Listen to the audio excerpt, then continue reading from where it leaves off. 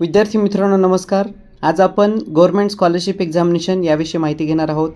ही परीक्षा यावर्षीपासून 4थी आणि 7वीच्या वर्गांसाठी होणार आहे आणि खूप चांगल्या लेवलची परीक्षा आहे। सर्व विद्यार्थ्यांनी या परीक्षेला कंपल्सरी बसायचं आहे।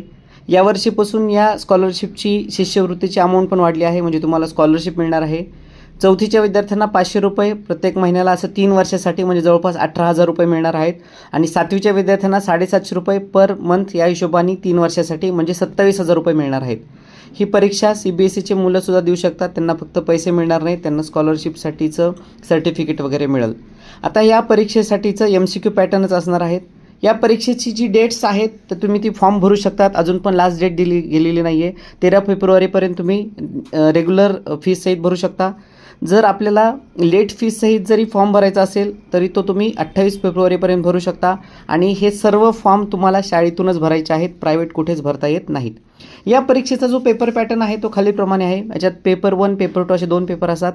पेपर 1 मध्ये फर्स्ट लँग्वेज एकतर मराठी किंवा इंग्लिश असेल, ती 25 प्रश्न येतील 50 मार्काला। मॅथमॅटिक्स असेल 50 प्रश्न 100 मार्काला। असे पेपर 1 मध्ये 75 प्रश्न तुम्हाला 1.5 तासात सोडवायचे, त्याला 150 मार्क आहेत।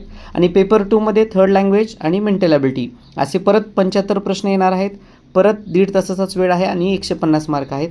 तर तुम्हाला 300 मार्काची ही परीक्षा द्यायची आहे, त्याच्यापैकी तुम्हाला 200च्या आसपास पाहिजेत क्वालिफाय होण्यासाठी। या परीक्षेसाठीचा एक खूप चांगला क्रॅश कोर्स आवटे अकॅडमीने डिझाईन केलेला आहे। एक खूप चांगला इंटरॅक्टिव्ह सेशनमध्ये आपण हे सेशन घेणार आहोत। या कोर्सची फीससुद्धा खूप कमी आहे, 499 रुपये फक्त 4थीसाठी आणि 7वीसाठी 549 रुपये। सो हे तुम्ही एनरोल करायचं आहे सर्व विद्यार्थ्यांनी। याच्यात फ्री डेमो सेशन पण चालू आहेत आणि ज्या विद्यार्थ्यांना एवढेसुद्धा पैसे खर्च करायचे नाहीत त्यांच्यासाठी दररोज यूट्यूबवर आपला हा लाईव्ह क्लास आहे। सो सर्वांनी या गव्हर्नमेंट स्कॉलरशिप परीक्षेसाठी आपल्या विद्यार्थ्यांना बसवायचं आहे। विद्यार्थ्यांनी पण चांगलं प्रिपरेशन करायचं आहे आणि आपल्या कोर्सला एनरोल करायचं आहे। आपल्या सर्व जवळच्या विद्यार्थ्यांना ही माहिती नक्की पोहोचवावी।